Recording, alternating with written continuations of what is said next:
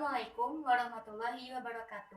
Perkenalkan, nama saya Winda Nur Ramadhani dari Universitas Muhammadiyah Profesor Dr. Hamka, mahasiswa semester 6, jurusan Pendidikan Matematika. Di video kali ini, saya ingin membahas tentang 3 anotasi bibliografi yang saya buat dalam rangka memenuhi tugas mata kuliah review jurnal internasional. Tolong diperhatikan ya teman-teman. Anotasi bibliografi. Review Jurnal Internasional dengan dosen pengampu Bapak Dr. Samsul Ma'arif MPD. Dengan judul Designing Material for Enhanced by Mobile Learning Realistic Mathematics Education in Primary Education. Dan penulisnya adalah Georgios Vesakis, Paskalina, Karta Konstantinos Kozas. Tahun 2018. Abstraknya adalah mencari kombinasi sistematis dari model pedagogis mobile learning dengan pendekatan pendidikan RME. Penelitian ini menyangkut penggunaan teknologi matematika sebagai model kegiatan pembelajaran yang dapat mengambil keuntungan dari perangkat komputasi mobile untuk desain pembelajaran yang efektif, pengalaman dalam konteks otentik. Penelitian ini menyajikan desain dan studi kasus implementasi pertama, menggunakan perangkat seluler untuk siswa sekolah dasar. Siswa dipandu melalui peta digital ke urutan situs laman yang dipilih sebelumnya, di mana mereka memecahkan masalah yang dirancang khusus menggunakan data dari konteks lingkungannya.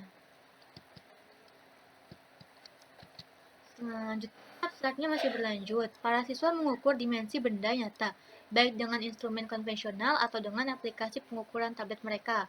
Menurut temuan penelitian, siswa memecahkan teka-teki dengan menerapkan pengetahuan matematika, diskusi, dan kolaborasi. Para siswa menerapkan dan memperkuat pengetahuan mereka melalui kegiatan belajar yang efektif dan menarik. Selain itu, para siswa kebingungan dengan perbedaan pengukuran oleh instrumen konvensional dan digital. Juga kebingungan antara membedakan suatu hal. Nah, itu yang akan mengakibatkan adanya munculnya negosiasi sosial. Penelitian lebih lanjut diperlukan untuk pengembangan teori grounded tentang desain mobile learning untuk RME. Background. Sejarah singkatnya, semakin banyak siswa memiliki perangkat seluler yang sering mereka gunakan dan membawanya ke sekolah. Nah, penggunaan luas perangkat seluler itu menciptakan tantangan baru untuk desain pembelajaran. Peneliti dan guru teknologi pembelajaran mencoba mengintegrasikan perangkat seluler ke sekolah dengan cara yang bermakna. Pentingnya adanya research ini. Penggunaan teknologi matematika sebagai model kegiatan pembelajaran untuk desain pembelajaran mobile sistematis pada siswa sekolah dasar dan pengantar singkat pembelajaran seluler dan jalur matematika. Kemudian menganalisis matematika yang akan dirancang untuk penelitian ini. Selama proses pengajarannya direkomendasikan untuk fokus pada kegiatan otentik, di mana anak-anak melakukan matematika dan mereka melakukan secara bertahap mengarah ke matematisasi. Background. Riset terdahulu. Meskipun pembelajaran keliling tampaknya konsisten dengan matematika realistik, tinjauan bibliografi membuat hanya beberapa makalah yang diterbitkan. Sejauh ini hanya sedikit yang menggabungkan pembelajaran mobile dan matematika realistis. Selain itu, penelitian aplikasi pendidikan matematika untuk perangkat seluler hanya menghasilkan beberapa aplikasi, atau hanya menyebarkan keunggulan perangkat seluler seperti kebebasan bergerak dan peningkatan interaksi dengan konteks. Riset saat ini, karena sudah didukung oleh UNESCO, mobile learning memberi makna literal pada prinsip bahwa dunia adalah ruang kelas. Bahkan, perangkat seluler dilengkapi dengan sejumlah sensor dan aplikasi yang dapat digunakan untuk meningkatkan interaksi pengguna dengan lingkungan di sekitar. Oke, di sini saya menemukan research question-nya di dalam artikel ini. Ada 3. Yang pertama, dalam matematika ini ditingkatkan oleh teknologi mobile membantu siswa sekolah dasar dalam perkembangan konsep matematika seperti panjang, keliling, area, dan pengukurannya. Dan yang kedua, dapatkah matematika yang ditingkatkan oleh teknologi seluler menjadi efektif, menarik, dan layak untuk siswa sekolah dasar? Dan yang ketiga, dapatkah matematika ditingkatkan oleh teknologi seluler menumbuhkan kolaborasi di antara pelajar? Nah, jawabannya ada di result. Oke, lanjutnya adalah metode. Metodologi yang dipilih adalah kombinasi dari percobaan desain dan studi kasus eksplorasi untuk pengumpulan kuesioner, data penelitian, lembar kerja siswa, wawancara, dan catatan observasi selama penelitian ini yang berlangsung. Partisipasinya itu ada 4 anak dari kelas 6 sekolah dasar negeri di Edesa. Nah, di tabel ini bisa diperhatikan bahwa ada 4 anak ini dengan ada nama alias nama anaknya dengan gender female atau female-nya, umurnya, dan apakah dia punya tablet atau tidak. Analisis dari metode ini, waktu penelitian ini terjadi saat waktu hari Minggu, tanggal 18 Desember 2016, dan total durasinya selama 75 menit. Namun, dipersiapkan anak-anak ini selama 3 jam berlangsung, tapi dipersiapkan sehari sebelum pelaksanaan penelitian. Dalam pertemuan ini, para siswa menjadi terbiasa dengan penggunaan peta pada tablet dan pita pengukur. Sebelumnya, tidak ada siswa yang bisa mengingat rumus ataupun perhitungan keliling lingkaran itu susah. Nah, kadang ada juga siswa yang tidak bisa membedakan antara diameter dengan jari-jari lingkaran, seperti yang ada pada penelitian ini. Para siswa sudah tahu cara menggunakan tablet atau PC. Mereka belajar dengan cepat untuk menggunakan Google Maps, aplikasi Object Height, dan mereka ingin mengimplementasikannya. Selanjutnya adalah result. Adanya result ini ya, awalnya kan ada pertanyaan research question, dan ini adalah jawaban dari pertanyaan tadi. Nah, dari pertanyaan pertama, jawabannya adalah, hasilnya adalah, penggunaan tablet dapat berkontribusi pada penguatan pengetahuan konsep matematika. Selanjutnya, para siswa menyadari batas kemampuan mereka untuk melakukan pengukuran dan perhitungan yang akurat. Pengalaman ini secara signifikan meningkatkan pemikiran matematika dan komputasi mereka. Yang research question yang kedua, penerapan jalur matematika membutuhkan persiapan dan pelatihan untuk manajemen pengajaran yang tepat, pilihan situs yang cermat, dan jumlah peserta yang dapat mencegah beberapa situasi yang tidak diinginkan dan mengurangi risiko. Pengayaan jalur matematika dengan teknologi yang lancar dan tidak wajib dapat membantu transisi bertahap mereka juga ke versi yang lebih menarik dan lebih efektif sehingga mudah dimengerti oleh siswa. Dan research question yang ketiga, para siswa memiliki intensif pada diskusi tugas tentang pengukuran dan pemecahan masalah. Siswa mengatasi kesulitan yang muncul dalam pemecahan masalah yang melalui kolaborasi mereka. Perbedaan antara jari-jari dan garis keliling yang biasanya bercampur merupakan contoh yang mencolok dan menuntut bahwa latihan itu perlu dilakukan dalam satu atau dua kelompok sehingga teka-teki matematika dapat diselesaikan. Jadi mereka bisa berbentuk kelompok-kelompok agar bisa saling ada interaksi sosial untuk dapat memahami apa yang mereka kurang paham. Selanjutnya adalah conclusion atau kesimpulan. Di penelitian ini ada kesimpulannya adalah mobile learning adalah model pedagogis modern yang dapat membuat belajar menjadi lebih menyenangkan dan efektif karena menggunakan perangkat seluler yang sangat populer. Mobile learning dapat mendukung konstruksi pengetahuan dalam konteks penerapannya. Karakteristik ini menjadikan pembelajaran seluler kompatibel dengan adanya RMA. Mobile learning dapat memupuk kolaborasi dan memfasilitasi implementasi dan membuatnya lebih efisien serta menarik. Selanjutnya, dari set recommendation. Dari penelitian ini saya menemukan set recommendation bahwa secara umum para peneliti ini sebenarnya percaya sesuai dengan temuan penelitian ini bahwa pembelajaran mobile dapat berkontribusi pada peningkatan pendidikan matematika realistis untuk siswa sekolah dasar. Penelitian ini dapat dilanjutkan di masa depan dengan lebih banyaknya jejak-jejaknya, sampel anak yang lebih besar, dan catatan interaksi yang lebih rinci selama implementasi. Ini juga bisa menjadi dasar untuk mengembangkan komunitas praktik online yang akan di berbagai jalur matematika dan teknologi seluler. Oke, sekarang adalah anotasi bibliografi yang kedua. Dan review jurnal internasional, pesan pengampu Dr. Samsul Ma'arif MPD. Dengan judul artikelnya adalah The Effect of Mobile Application in Teaching High School Mathematics tahun 2018 dengan penulisnya adalah Jonathan Owen dan Leosin Zadepantenople. Abstraknya, teknologi mobile membuka jalan baru untuk mengajar dan belajar matematika di sekolah pada abad ke-21. Studi ini menentukan efek dari penggunaan aplikasi mobile dalam mengajar matematika di kalangan siswa kelas 8 dari Sekolah Menengah Umum Nasional di Kota Cepu, Filipina. Para peneliti merekomendasikan bahwa rencana tindakan yang diusulkan dapat digunakan dan dipantau untuk membantu siswa dalam matematika. Background-nya, pertama secara singkatnya, fokus utama dari pengajaran adalah untuk menandatangani perubahan yang diinginkan dalam perilaku pembelajaran. Hal ini dibawa oleh guru yang menggunakan strategi pembelajaran untuk mencapai tujuan pelajaran yang diinginkan. Nah, guru percaya bahwa sudut pandang ini mempertimbangkan pengetahuan dan aplikasi yang telah diuji untuk membawa pembelajaran sebagai alat dalam keberhasilan mereka sebagai guru. Pentingnya research ini adalah hal ini membuat mengajar lebih sulit namun sangat menantang karena memerlukan metode dan teknik yang berbeda untuk berbagai kemampuan dan perilaku pelajar sehingga munculnya adanya keinginan untuk membuat pembelajaran mobile learning. Riset terdahulu, para peneliti telah mengamati tingkat rendahnya prestasi siswa dalam bidang matematika.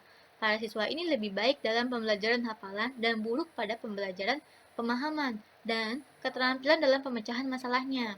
Riset saat ini, para peneliti ingin menyelidiki apakah aplikasi mobile adalah bantuan besar dalam mengajar matematika dan menjadi alat instruksional dalam pengajaran persamaan linear untuk pengalaman belajar mengajar yang lebih baik yang dapat digunakan.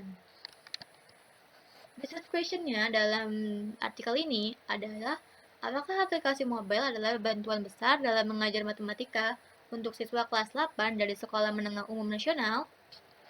Nah, metodenya adalah metode penelitian kuasi eksperimental yang digunakan dengan desain pretest dan posttest. Ada dua kelompok dalam studi ini. Yang pertama, kelompok eksperimental dan kelompok kontrol. Tempat penelitian institusi sekolah umum menengah nasional terletak di Talamban, Cebu, Filipina.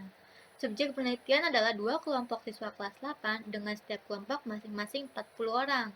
Klasifikasi kelompok dilakukan dengan melemparkan koin di mana kepala mewakili kelompok kontrol sedangkan ekor mewakili kelompok eksperimental.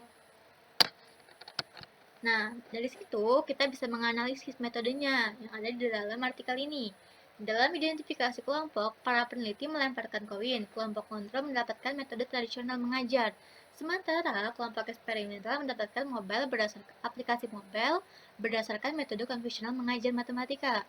Kalau dua kelompok ini diberikan topik yang sama, yaitu persamaan garis yang mencakup 10 jam mengajar, tetapi tidak termasuk pretest dan posttest. Para peneliti memberikan siswa dengan latihan bagi mereka untuk bekerja dengan menggunakan aplikasi yang didownload khusus. Siswa-siswa dalam kelompok eksperimental diberi kesempatan untuk menunjukkan bagaimana menemukan jawaban untuk latihan yang diberikan. Kedua kelompok tersebut menjalani dan post-test serta pre-test di mana skor siswa dievaluasi untuk menentukan kemungkinan efek menggunakan aplikasi mobile sebagai alat instruksional dan menemukan persamaan garisnya. Hasil dari penelitian ini adalah mayoritas responden dalam kedua kelompok berada dalam kategori baik, berkisar nilai 80 hingga 89. Artinya bahwa latar belakang matematika mereka di tahun sebelumnya memang tidak begitu kuat. Watt et al. Tahun 2014 menemukan bahwa kemampuan matematika prasekolah memprediksi prestasi siswa mulai dari usia 15 untuk membaca lebih awal, keterampilan kognitif, keluarga, dan karakteristik anak.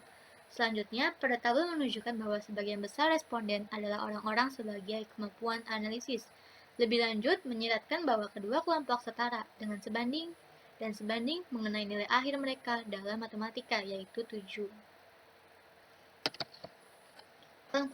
Atau kesimpulan dalam artikel ini adalah penggunaan aplikasi mobile dalam mengajar matematika untuk siswa kelas 8 di sekolah menengah umum nasional dengan menggunakan aplikasi mobile ini sangat membantu peningkatan prestasi belajar siswa.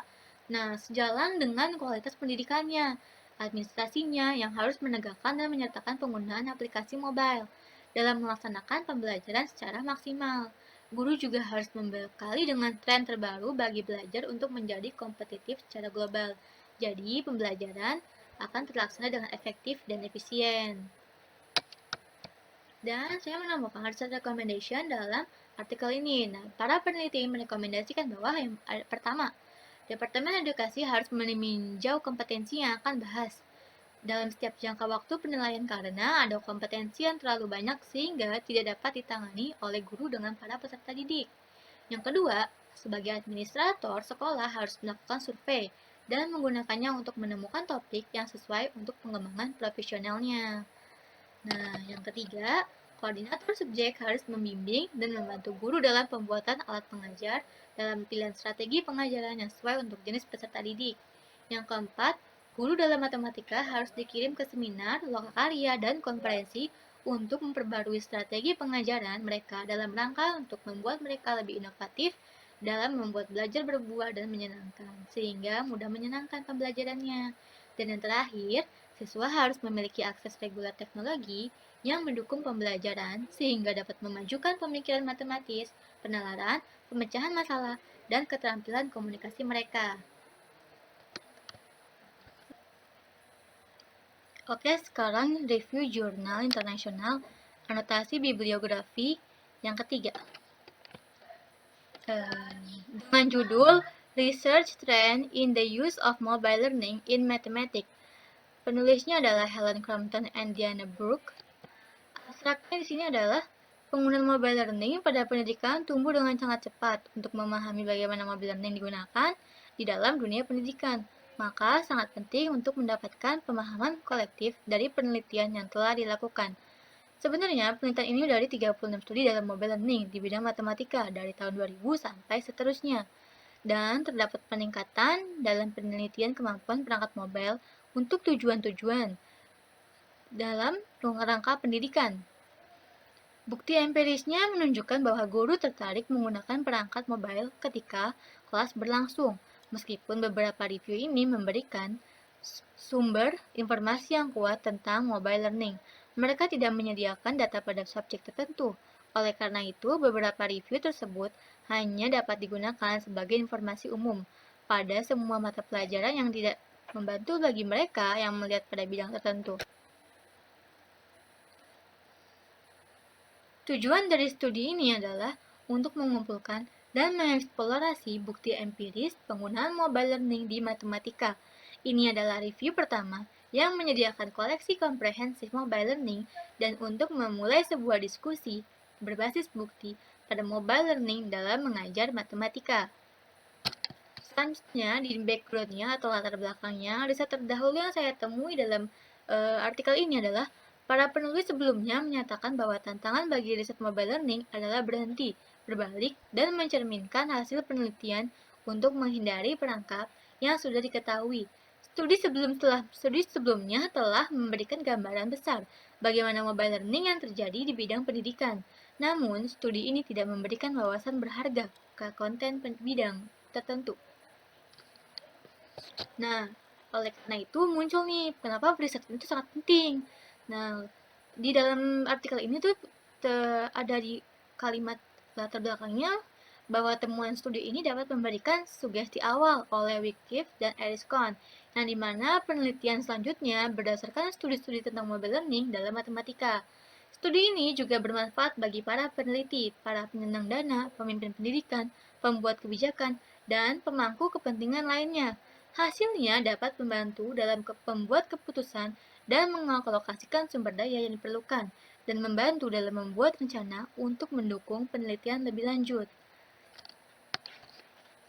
Dan future research-nya dari penelitian ini adalah selanjutnya harus fokus pada kesenjangan yang diidentifikasi dalam studi ini. Itu di luar lingkup penelitian. Untuk menyelidiki validitas dan keandalan dari penelitian, peneliti selanjutnya harus menyelidiki aspek ini. Selain untuk upaya penelitian, juga dapat mengeksplor pendekatan terbaik untuk menggunakan mobile learning dalam matematika. Selanjutnya, research question-nya. Ada 3 research question yang saya temukan di dalam artikel ini. Yang pertama, dalam studi yang melibatkan mobile learning dan matematika, apa sih tujuan, metodologi, dan hasil penelitian ini? Yang kedua, dalam studi yang melibatkan mobile learning dan matematika, apa perangkat mobile yang digunakan dan distribusi geografis studi? Nah, yang terakhir, dalam studi yang melibatkan mobile learning dan matematika, apa konsep matematis, tingkat pendidikan, dan konteks pendidikan yang ada di sini? Oke. Metode dari penelitian ini. Dalam studi ini, para peneliti melakukan peninjauan sistematis untuk memberikan sintesis yang tidak biasa dan interpretasi temuan dalam cara yang seimbang dan imparsial.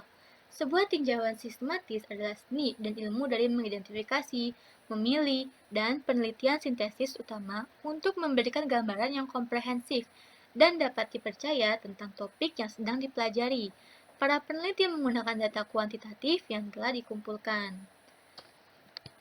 Selanjutnya adalah result atau hasil dari penelitian ini.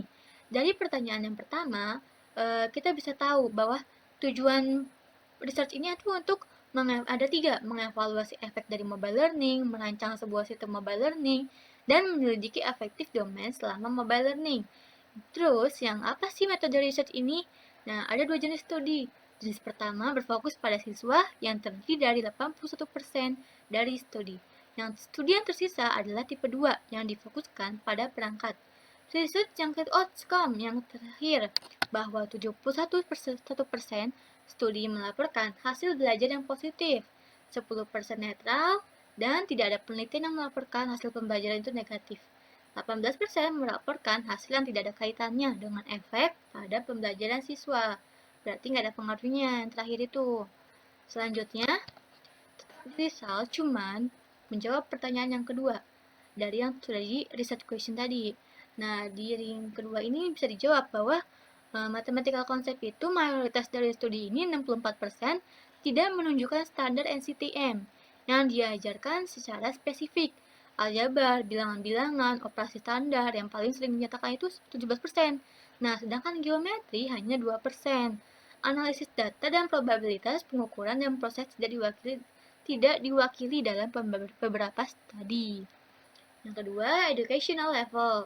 Kebanyakan dari penelitian ini dari sekolah dasar 34%, sekolah menengah 29%, menengah atas 21%, dan perguruan tinggi 13%.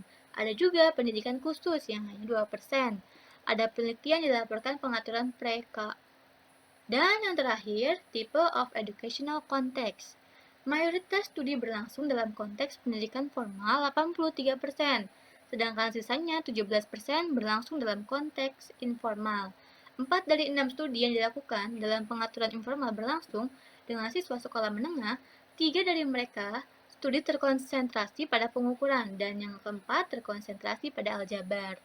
Salah satu studi ini berlangsung dengan siswa sekolah dasar belajar geometri. Studi terakhir adalah pendidikan tinggi tanpa konten matematika tertentu. Pertanyaan research question yang terakhir, yang ketiga. Ada jawaban. Yang pertama itu, karena pertanyaannya 2, jawabannya berarti 2. Pertanyaannya kan types of mobile device, and yang kedua itu countries of study. Types of mobile device itu ponsel sebagai perangkat seluler yang paling sering digunakan sebanyak 38% dari hasil penelitian ini. Yang menggunakan tablet 31%, iPad 10%, dan iPod 10%. Nggak semua studi menentukan jenis perangkat mobile, dan hanya menggunakan istilah perangkat mobile sebanyak 10%. Countries of study, Amerika Serikat adalah negara dengan jumlah yang paling tinggi sebanyak 34%. Disusul dengan Israel 20%, Taiwan 10%, Karibia 8%, Britania dan Chili masing-masing 4%, dan Spanyol, Arab, Swedia, Australia, Nigeria, dan India yang masing-masing terdiri dari 3%. Selanjutnya adalah identified gaps. Di artikel ini saya menemukan gapsnya. Gapsnya itu 6 kesenjangan dalam penelitian diidentifikasi dalam review sistematis ini. Pertama, dari tahun 2000 dan seterusnya, hanya 36 penelitian telah diterbitkan dalam jurnal penelaahan tentang topik mobile learning dalam matematika. Yang kedua, untuk memberikan pemahaman yang kuat tentang bagaimana mobile learning dapat digunakan dalam pengajaran dan pembelajaran matematika. Berbagai metodologi penelitian harus digunakan. Yang ketiga, sebagian besar penelitian melaporkan hasil belajar positif untuk menghindari para peneliti, praktisi, dan pemangku kepentingan mengulangi upaya yang gagal. Hasil negatif juga perlu dilaporkan. Nah, ada yang keempat nih, mayoritas peneliti tidak mengidentifikasi konsep matematika tertentu yang diajarkan. Yang kelima, studi berlangsung di sekolah dasar. Keenam, perangkat mobile, pembelajaran matematis dapat berlangsung di mana saja dan kapan saja. Namun, sebagian besar studi berlangsung dalam konteks pendidikan formal, penelitian lebih lanjut dapat berlangsung dalam konteks informal. Jadi, nggak hanya formal saja. Nah, future research-nya ini seperti yang sudah dijelaskan di slide sebelumnya. Penelitian selanjutnya harus fokus pada kesenjangan yang diidentifikasi dalam studi ini. Itu di luar lingkup penelitian. Untuk menyelidiki validitas dan keandalan dari penelitian, peneliti selanjutnya harus menyelidiki aspek ini. Selain itu, upaya penelitian juga dapat mengeksplor pendekatan terbaik untuk menggunakan mobile learning dalam matematika, sehingga hasilnya nanti akan menjadi efektif dan efisien. Nah, recommendation yang saya temukan dalam artikel ini adalah tinjauan sistematis literatur selalu merupakan potret lapangan pada suatu waktu tertentu. Meskipun pencarian literatur adalah proses pendalaman yang lambat, ada artikel yang mungkin telah diabaikan atau tidak muncul dalam pencarian ini, karena judulnya tidak menyertakan istilah kunci tertentu. Keterbatasan lain untuk penelitian ini adalah cara hasil pembelajaran dievaluasi dan dilaporkan. Gak ada standar pengukuran yang konsisten untuk apa yang mereka hasilkan positif. Ini membuatnya sulit untuk menarik kesimpulan tentang makna hasil. Selain itu, tinjauan sistematis ini tidak melaporkan ukuran studi individu. Akhirnya, para peneliti hanya meninjau studi yang diterbitkan dalam bahasa Inggris dan membatasi peninjauan semua studi potensial. Nah, pembahasannya ini yang saya dapat adalah tinjauan sistematis ini memberikan studi yang berharga tentang pembelajaran seluler dalam matematika yang memberikan pemahaman tentang luasnya kegiatan yang ada di penelitian ini. Sintesis ini menyediakan tempat bagi para peneliti masa depan untuk referensi dan membangun ketika mereka menambah pengetahuan tentang pembelajaran mobile dan matematika, sehingga hasilnya akan baik antara mobile learning dan pendidikan matematika. Nah, pembahasan ini juga menjelaskan bahwa pendidikan matematika dapat menemukan sintesis ini sumber yang berharga mengenai bagaimana pembelajaran mobile telah diintegrasikan ke dalam kelas matematika. Jadi udah digabungkan oleh kelas matematika. Jadi biar ada pembelajaran yang tepat sehingga bisa menghasilkan siswa-siswa yang kreatif, efektif. Mereka dapat menggunakan pengetahuan ini untuk mereplikasi atau memperluas praktik pembelajaran seluler di ruang kelas mereka sendiri. Pada bagian berikut, setiap pertanyaan penelitian digambarkan dengan analisis hasil. Nah, dari kesimpulannya atau conclusionnya, terdapat 8 temuan baru dari data ini. Sudah ada di dalam artikelnya. Yang pertama, sebagian besar studi tentang mobile learning dalam matematika berfokus pada efektivitas, diikuti dengan mobile learning sebagai tujuan penelitian utama. Yang kedua, kebanyakan peneliti mobile learning pada matematika mengadopsi studi kasus dan desain eksperimental sebagai metode penelitian utama. Yang ketiga, sebagian besar studi tentang mobile learning dan laporan matematika hasilnya positif. Ponsel saat ini perangkat yang paling banyak digunakan untuk mobile learning matematika. Emang sangat banyak ponsel sangat digunakan, terutama untuk pembelajaran mobile learning di situasi saat-saat ini. Nah, studi tentang penggunaan perangkat mobile untuk pembelajaran matematika yang paling umum dan pengaturan sekolah dasar. Mayoritas peneliti tidak mengidentifikasi spesifik konsep matematika sedang dipelajari. Sebagian besar studi berlangsung dalam konteks pendidikan formal dan penelitian tentang mobile learning dalam matematika secara geografis beragam, namun mayoritas penelitian telah dilakukan di Amerika Serikat. Jadi kebanyakan penelitian tentang mobile learning itu terjadi di Amerika Serikat, kebanyakannya. Oke, cukup sampai sini. Terima kasih telah menyaksikan video saya kali ini. Semoga apa yang saya sampaikan dapat bermanfaat untuk kalian semua yang mendengarnya. Mohon maaf jika ada kesalahan atau kekurangan dalam anotasi bibliografi yang saya buat. Lebih kurangnya mohon maaf. Wassalamualaikum warahmatullahi wabarakatuh.